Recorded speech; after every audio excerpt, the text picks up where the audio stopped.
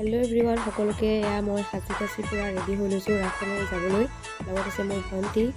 তো ক'ত গৈছোঁ গম পাইছে, নলবাৰী ৰাস চাবলৈ গৈ আছোঁ। প্ৰথম গেটখন পালোঁ আমি গৈ কিনে, তো দ্বিতীয় গেটখনত যদি ভিতৰত সোমালোঁ, ইফালে ধুনীয়া ধুনীয়া মূৰ্তি সজাই থৈ দিছে ইয়াতে।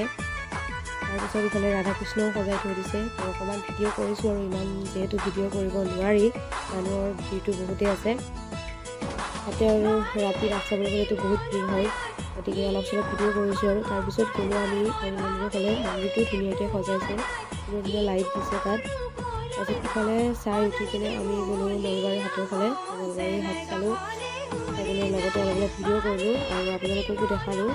ভিডিঅ'টো কেনেকুৱা হয় কি হয় নাজানো বাৰু, মই থুলমূলকৈ অলপ ভিডিঅ' কৰিছোঁ, ৰাস চাবলৈ গৈছোঁ যিহেতু আপোনালোককো দেখাইছোঁ। ভিডিঅ'টো চাব বুলি আশা থাকিল আৰু।